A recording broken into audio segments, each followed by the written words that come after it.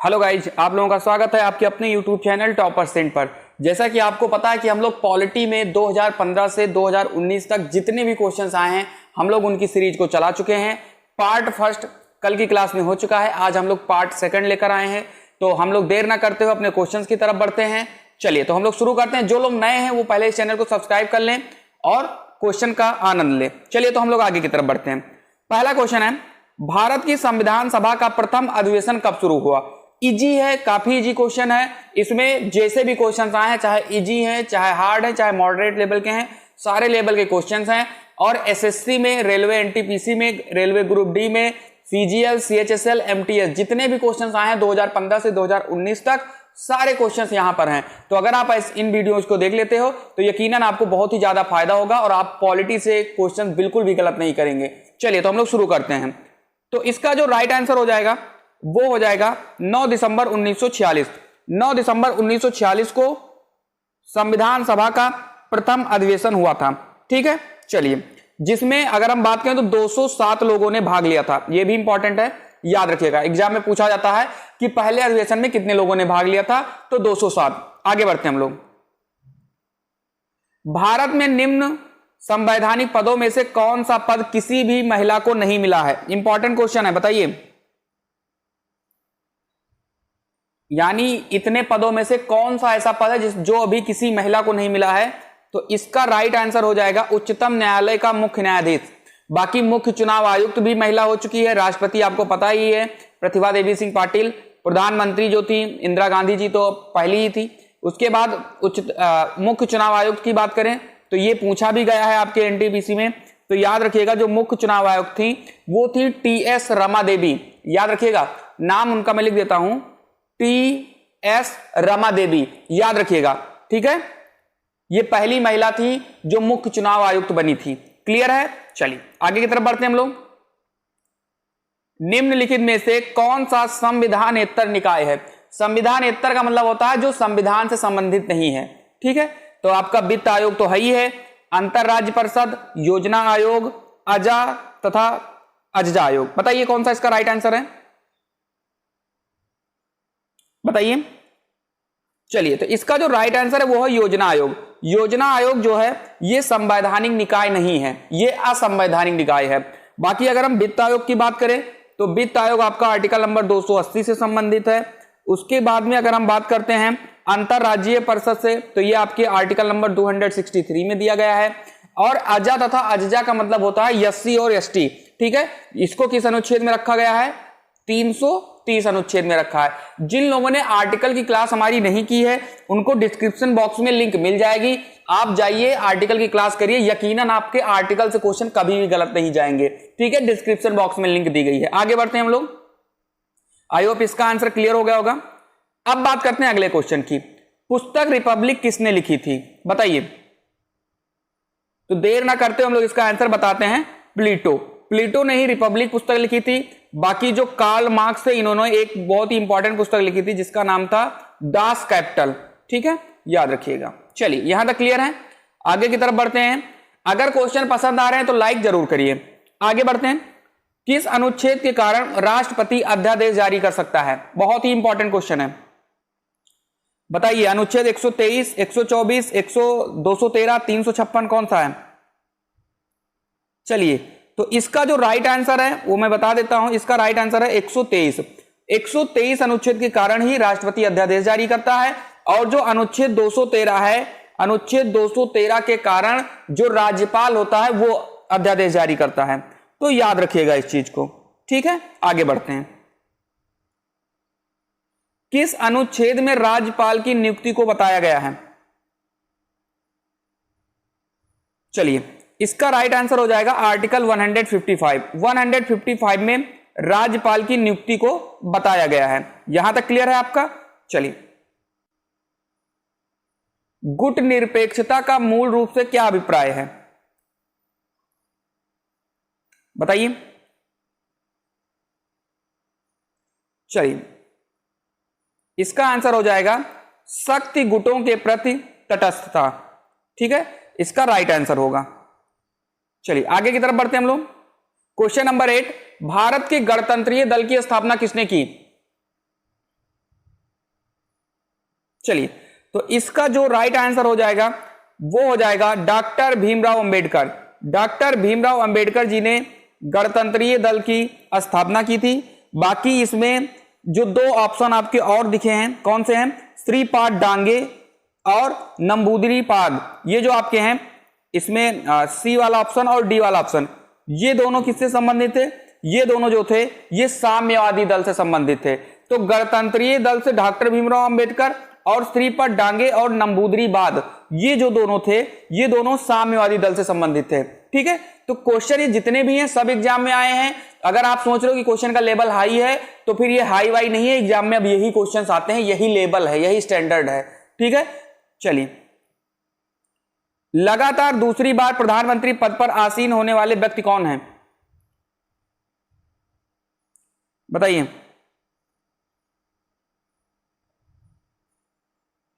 तो इसका जो राइट आंसर हो जाएगा वो हो जाएगा इनमें से सभी। जवाहरलाल नेहरू, इंदिरा गांधी, अटल बिहारी वाजपेयी, ये सभी लोग दो दो बार राष्ट्रपति लगातार बने हैं। ठीक है, और प्रधानमंत्री बने हैं। और अब जो आपके नरेंद्र मोदी जी हैं ये भी लगातार 2 बार हो चुके हैं। मनमोहन सिंह जी की बात करें तो वो भी लगातार 2 बार प्रधानमंत्री बन चुके थे। ठीक है, तो अभी इस ऑप्शन में 3 लोग हैं, तो ये तीनों के तीनों बन चुके हैं लगातार 2 बार। आगे बढ़ते हैं हम लोग। किस प्रधानमंत्री द्वारा प्रस्तुत विश्वास प्रस्ताव पर अब तक की सबसे लंबी बहस लोकसभा में चली? याद रखिएगा इस चीज को, इंपॉर्टेंट क्वेश्चन है। तो इसका तो राइट आंसर हो जाएगा अटल बिहारी वाजपेयी। अटल बिहारी वाजपेयी जो थे ये, इनकी अगर बात किया जाए तो इनके जो अविश्वास प्रस्ताव था इस पर सबसे लंबी बहस चली थी लोकसभा में। तो इस चीज को आपको याद रखना है। ठीक है, मुझे उम्मीद है आप गलत नहीं करेंगे अब एग्जाम में इसको। अटल बिहारी वाजपेयी इसका राइट आंसर है। आगे बढ़ते हैं। अभी तक पद पर रहते हुए कितने प्रधानमंत्रियों की मृत्यु हुई है? बताइए।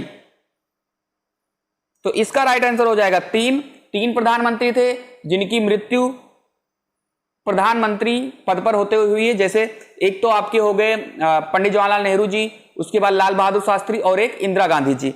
इन तीनों लोगों की मृत्यु प्रधानमंत्री पद पर रहते हुए हुई है। आगे बढ़ते हैं।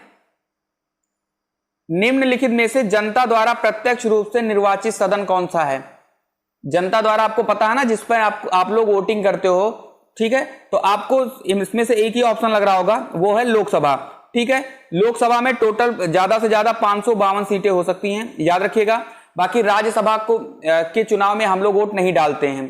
ठीक है, बाकी लोकसभा, विधानसभा, इसमें हम लोग वोट डालते हैं। चलिए, तो यहां तक क्लियर हो गया आपका। आगे बढ़ते हैं।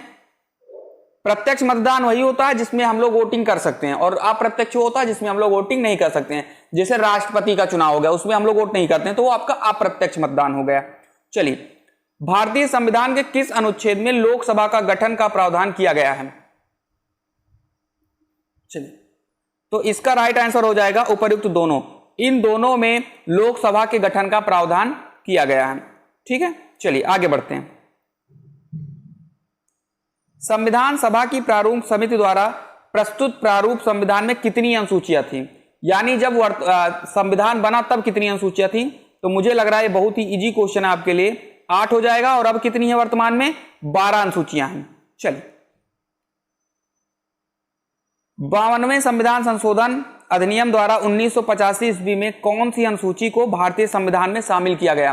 ठीक है, चलिए, तो अगर हम बात करें तो पहले थी टोटल 8 अनुसूची, फिर जब पहला संविधान संशोधन हुआ तो उसमें ऐड हो गई 9वीं अनुसूची, और फिर जब 52वां संविधान संशोधन हुआ तो उसमें ऐड कर दी गई 10वीं अनुसूची। क्लियर है ना? ठीक है, चलिए, तो यहां तक आपके क्लियर हो गए होंगे। और जो 10वीं अनुसूची है दल बदल से संबंधित है, यानी कोई भी नेता चाहे तो अपना दल बदल सकता है। बीजेपी वाला कांग्रेस में, कांग्रेस वाला बीजेपी में, कहीं भी जा सकता है। चलिए आगे बढ़ते हैं। यथार्थ में कार्यपालिका की समस्त सत्ता निम्नलिखित में से किसमें निहित होती है? बताइए, बहुत ही अच्छा क्वेश्चन है। इसका राइट आंसर आप लोग बता दीजिए। मंत्रिपरिषद में होती है, या प्रधानमंत्री में होती है, या मंत्रिमंडल में होती है, किसमें होती है? तो इसका जो राइट आंसर हो जाएगा वो हो जाएगा मंत्रिपरिषद। ठीक है, जो कार्यपालिका है वो मंत्रिपरिषद में निहित होती है। आगे बढ़ते हैं। भारत के केंद्रीय मंत्रिपरिषद की बैठक की अध्यक्षता कौन करते हैं? देखो इसमें से कुछ क्वेश्चंस आपको इजी लग रहे होंगे तो परेशान ना होइए, वो सारे क्वेश्चंस एग्जाम में आ चुके हैं। कुछ क्वेश्चन आपको लग रहे होंगे जो लेवल के हैं तो वो भी आपको तैयार करना, अगर आपको सारे मार्क्स चाहिए और अगर आपको एनटीपीसी में जॉब करनी है या ग्रुप डी में जॉब करनी है या सीजीएल में आपको करनी है जॉब। चलिए, तो इसका जो राइट आंसर होगा वो हो जाएगा प्रधानमंत्री। भारत के केंद्रीय मंत्रिपरिषद की बैठक की अध्यक्षता प्रधानमंत्री करते हैं। ठीक है, बाकी अगर मंत्रिपरिषद जो बनते हैं, मंत्रिपरिषद आपको पता 3 तरीके के होते हैं। ठीक है, तो इसमें अगर हम बात करें तो मंत्रिपरिषद की जो नियुक्ति होती है वो प्रधानमंत्री के सलाह पर राष्ट्रपति करता है। ठीक है ना। चलिए, तो यहां तक क्लियर हो गया होगा आपको। हमारे संविधान के अनुसार राज्यसभा का कार्यकाल 2 वर्ष में एक बार समाप्त हो जाता है, प्रत्येक 3 वर्ष में समाप्त हो जाता है, प्रत्येक 6 वर्ष में समाप्त हो जाता है, या समाप्त होने का विषय नहीं है। बताइए, आपको पता है कि जो आपका राज्यसभा है ये आर्टिकल नंबर 80 में इसका जिक्र है। ठीक है, अनुच्छेद 80। ठीक है, और जो राज्यसभा होता है ये संसद का उच्च सदन होता है और यह कभी भी भंग नहीं होता है। इसीलिए इसका जो राइट आंसर होगा वो हो जाएगा समाप्त होने का विषय नहीं है। बाकी इसमें थोड़ा सा आप कंफ्यूज हुए होंगे कि 2 वर्ष में समाप्त हो जाता है, तो मैं आपको क्लियर कर दूं कि 2 वर्ष में ये समाप्त नहीं होता है। प्रत्येक 2 साल के बाद में जो इसके 1/3 जो सदस्य होते हैं, 1/3 सदस्य, वो सेवानिवृत्त हो जाते हैं, यानी रिटायर हो जाते हैं। ठीक है, बाकी समाप्त नहीं होती है राज्यसभा। आगे बढ़ते हैं। राज्यसभा कब विघटित हो जाती है? 4 वर्ष बाद, 5 वर्ष बाद, 6 वर्ष बाद, कभी नहीं। तो इसका राइट आंसर हो जाएगा कभी नहीं। अभी अभी हम लोगों ने जिक्र किया है कि राज्यसभा कभी भी विघटित नहीं होती है। हां, लेकिन राज्यसभा के सदस्यों का कार्यकाल 6 साल होता है, ये याद रखिएगा। भारत के उपराष्ट्रपति की स्थिति की तुलना किस देश के उपराष्ट्रपति से की जा सकती है? बताइए। तो इसका जो राइट आंसर होगा वो हो जाएगा यूएसए, संयुक्त राज्य अमेरिका। यानी जैसे अपने यहां के उपराष्ट्रपति होते हैं बिल्कुल सेम उसी तरीके से राष्ट्रपति, उपराष्ट्रपति जो होते हैं वो अमेरिका के भी होते हैं। क्लियर है यहां तक? आगे बढ़ते हैं हम लोग।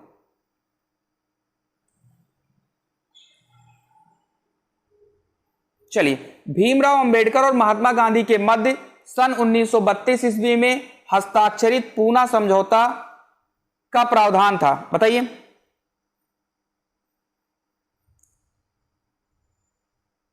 चलिए, तो इसमें अगर हम बात करें तो ऑप्शन आपने पढ़ लिया होगा, बड़ा ऑप्शन है इसलिए मैंने आपको समय दे दिया है। भारत के लिए डोमिनियन स्थित बनाए जाने का, मुसलमानों के लिए पृथक निर्वाचन क्षेत्र का, निम्न वर्गों के लिए पृथक निर्वाचन क्षेत्र का, या निम्न वर्गों के लिए आरक्षण सहित संयुक्त निर्वाचन क्षेत्र का। चलिए, तो यहां पर मैं इसको क्लियर करूंगा, ये इंपॉर्टेंट क्वेश्चन है तो याद रखिएगा। निम्न वर्गों के आरक्षण सहित संयुक्त निर्वाचन क्षेत्र इसका राइट आंसर है। ठीक है, थोड़ा बड़ा क्वेश्चन था इसलिए स्क्रीन पर आ नहीं पा रहा है। चलिए, इसमें अगर हम बात करें तो ये जो पूना पैक्ट के नाम से हम लोग इसको जानते हैं, 1932 में इस पर हस्ताक्षर हुआ था। और एक क्वेश्चन यहां से और भी बन चुका है एग्जाम में कि जो आपका पूना पैक्ट था या पूना समझौता वो भीमराव अंबेडकर एवं महात्मा गांधी के मध्य कहां हुआ था? तो याद रखिएगा, पुणे में जो यरवदा जेल है इसी जेल में ये समझौता हुआ था। ये नाम आपको याद रखना, यरवदा जेल। क्वेश्चन बन चुका है एग्जाम में। ठीक है, इसीलिए मैंने आपको बता दिया है, यरवदा जेल में पूना पैक्ट हुआ था या पूना समझौता हुआ था। रेगुलेटिंग एक्ट पारित किया गया, यानी किस ईयर में रेगुलेटिंग एक्ट पारित किया गया था? 1773 ईस्वी में रेगुलेटिंग एक्ट को पारित किया गया था। ठीक है, चलिए हम लोग आगे बढ़ते हैं। संविधान सभा के विचार का औपचारिक रूप से प्रतिपादन किसके द्वारा किया गया? बताइए।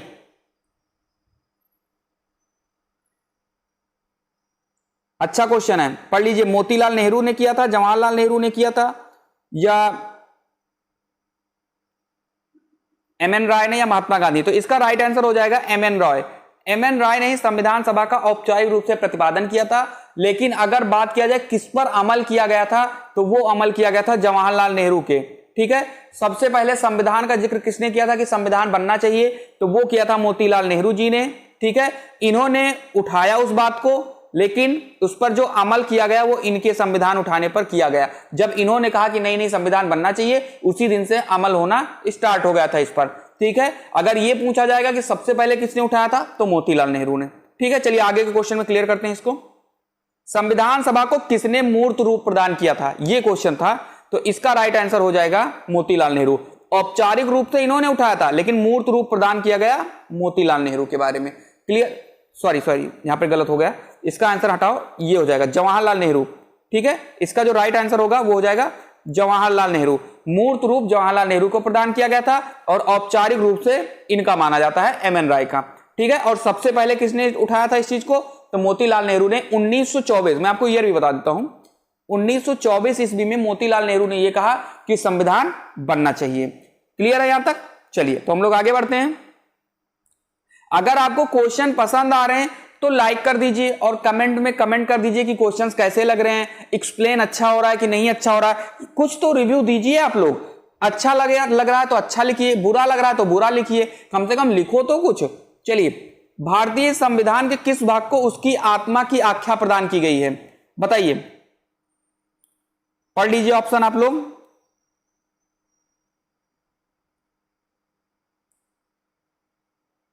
चलिए, तो इसका जो राइट आंसर हो जाएगा वो हो जाएगा प्रस्तावना। ठीक है, प्रस्तावना को संविधान की आत्मा कहा जाता है। इसमें मैं एक चीज और डाउट क्लियर करूंगा आपको, जो इसमें एक थे के एम मुंशी, इनका नाम याद रखिएगा, इनका भी क्वेश्चन बन चुका है एग्जाम में। के एम मुंशी ने प्रस्तावना को राजनीतिक जन्म पत्री कहा था, यह भी याद रखिएगा, लिख लीजिएगा अगर आपके पास कहीं नोट कर रहे हो। के एम मुंशी ने प्रस्तावना को राजनीति का जन्म पत्री कहा था। बाकी जो भीमराव अंबेडकर जी थे, उन्होंने जो आपका अनुच्छेद 32 था उसको संविधान की आत्मा कहा था। तो अगर एग्जाम में क्वेश्चन आएगा कि भीमराव अंबेडकर जी ने किसको संविधान का आत्मा कहा था, तो वो था अनुच्छेद 32। लेकिन डायरेक्ट क्वेश्चन आ जाए कि भारतीय संविधान के किस भाग को उसकी आत्मा की आख्या प्रदान की गई है, तो वो हो जाएगा आपका प्रस्तावना। क्लियर है यहां तक? दोनों डाउट क्लियर हो गए होंगे। चलिए आगे बढ़ते हैं। संविधान निर्माताओं ने किस पर विशेष ध्यान दिया था, प्रस्तावना पे, मूल कर्तव्य पर, मौलिक अधिकार पर, या फिर नीति निर्देशक तत्व पर? चलिए, तो इसका जो राइट आंसर हो जाएगा वो हो जाएगा प्रस्तावना। ठीक है, जब संविधान बनना स्टार्ट हुआ तो मेन ध्यान प्रस्तावना पर ही सभी लोगों ने केंद्रित किया अपना। चलिए,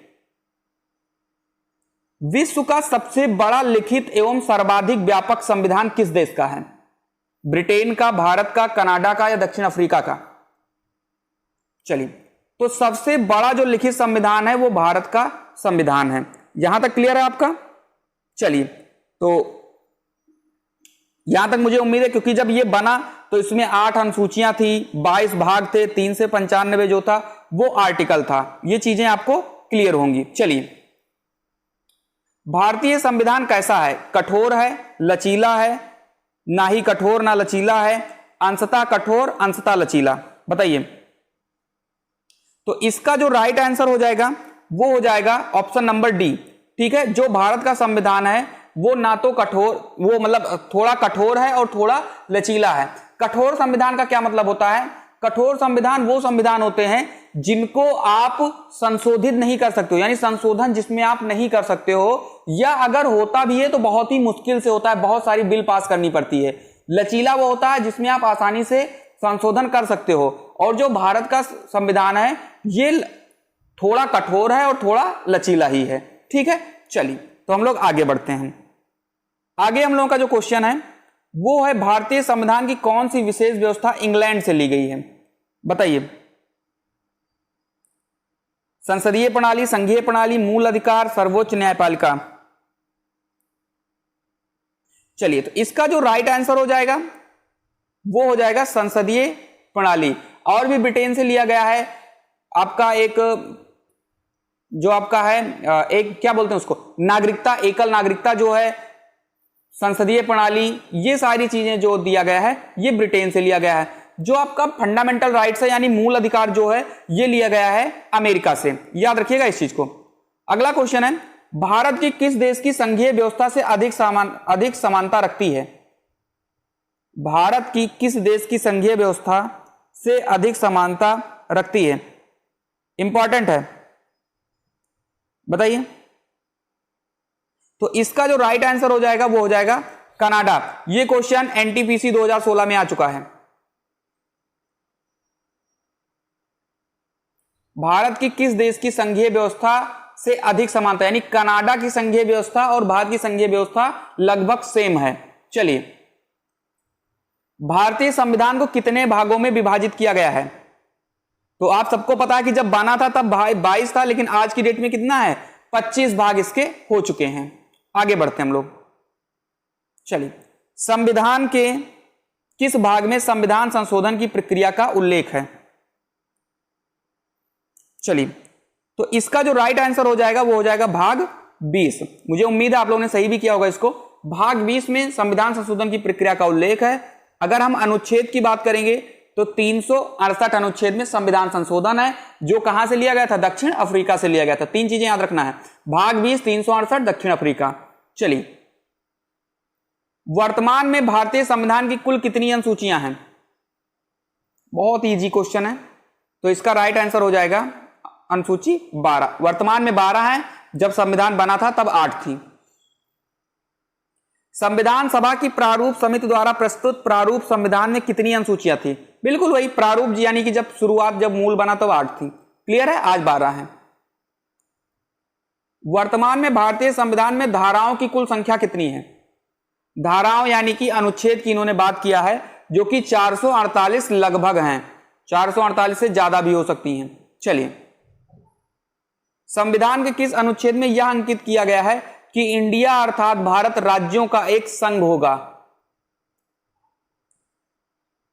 बताइए। चलिए, इसका जो राइट आंसर हो जाएगा वो हो जाएगा अनुच्छेद 1। अनुच्छेद 1 में बताया गया है कि जो भारत है वह राज्यों का एक संघ होगा। क्लियर हो गया होगा यहां तक? चलिए, अगर पसंद आया है तो लाइक जरूर करिएगा, अपने दोस्तों को भी शेयर कर दीजिए, थोड़ा सा समय लगेगा, और आप इसको कमेंट जरूर करिए कि कैसा लगा, क्वेश्चन कैसा है। देखो, मैंने कोई ऐसा क्वेश्चन नहीं लाया है जो आपके लिए बेस्टफुल हो, यानी आपके लिए उपयोगी ही ना हो। सारे क्वेश्चन प्रीवियस ईयर में आ चुके हैं, और इन क्वेश्चंस का मेन मतलब यही होता है, जो क्वेश्चन प्रीवियस ईयर में आ चुके हैं वही क्वेश्चंस एग्जाम में 90% रिपीट हो जाते हैं। ठीक है? चलिए, कुछ सब्जेक्ट हैं जैसे पॉलिटी हो गया, साइंस होगा, इनके क्वेश्चन बहुत ज्यादा रिपीट होते हैं, क्योंकि कहां से बनाएंगे भाई? अगर आप एनटीपीसी ग्रुप डी कोई किसी का भी एग्जाम देने जाओ तो भैया 3-3 महीने पेपर चलते हैं, आपको पता है, और हर दिन कम से कम 4-4 शिफ्ट चलती हैं इनकी। तो भैया 3 महीने 4 शिफ्ट, इतने क्वेश्चंस कहां से लेकर आएंगे भाई एग्जामिनर? वो इन्हीं क्वेश्चंस को रिपीट कर देते हैं। समझ में आई बात? यहां तक की रिपीट हो जाते हैं कि सुबह के बैच में जो आए हैं वही शाम वाले बैच में रिपीट हो जाते हैं अधिकतर क्वेश्चन। तो आप लोग बिल्कुल ही बेझिझक इनको पढ़िए, मुझे उम्मीद है सारी चीजें आपकी क्लियर हो जाएंगी।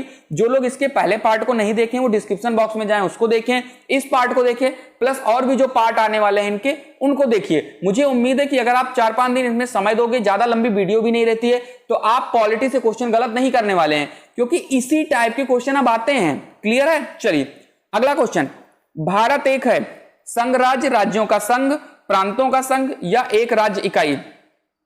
तो हम लोगों ने अभी अभी बताया कि आर्टिकल 1 में दिया गया है कि जो भारत है वो एक राज्यों का संघ है। क्लियर है? बस छोटा सा क्वेश्चन था। भारत का संविधान भारत को कैसे वर्णित करता है? ये भी बिल्कुल इजी क्वेश्चन है, वही सेम क्वेश्चन, राज्यों का एक संघ। ये सारे क्वेश्चन आ चुके हैं घुमा घुमा कर, इसीलिए मैंने सारे इकट्ठे रख दिए हैं। चलिए, भारतीय संविधान के किन अनुच्छेदों में नागरिकों संबंधित प्रावधान किए गए हैं? ठीक है, यानी नागरिकता के बारे में कहा गया है। तो इसका भी राइट आंसर आपको पता होगा, 5 से 11, यानी ये भाग 2 में दिया गया है। ठीक है? चलिए, उसके बाद 12 से 35 में आपके मौलिक अधिकार हैं। भाग 1 जो है वो 1 से 4 से संबंधित है। ठीक है? चलिए, 36 से 51 मौलिक कर्तव्य से संबंधित है। तो ये सारी चीजें आपको क्लियर हो जाएंगी। भारतीय संविधान निम्नलिखित में से कौन सी नागरिकता प्रदान करती है? एकल नागरिकता, दोहरी नागरिकता, उपयुक्त दोनों, या उपयुक्त में से कोई नहीं? चलिए, तो इसका भी राइट आंसर हो जाएगा आपका एकल नागरिकता। ठीक है, भारतीय संविधान एकल नागरिकता प्रदान करती है, और जो एकल नागरिकता है ये कहां से ली गई है? ये ब्रिटेन से ली गई है। तो जिन लोगों ने इसका पहला पार्ट नहीं देखा है वो डिस्क्रिप्शन बॉक्स में इसकी लिंक मिल जाएगी। ठीक है, और अगर आप चाहते हो कि मुझे अच्छे से अच्छे क्वेश्चन मिलते रहें तो आपको सिर्फ एक काम करना है, और वो है इस चैनल को सब्सक्राइब करना है, और बगल में जो बेल आइकन दिख रहा है उसको क्लिक कर दीजिए, ताकि मैं जैसे ही वीडियो अपलोड करूं आप तक तुरंत पहुंच जाए। ठीक है, तो मिलते हैं हम लोग अगली क्लास में, तब तक के लिए खुश रहिए, मस्त रहिए।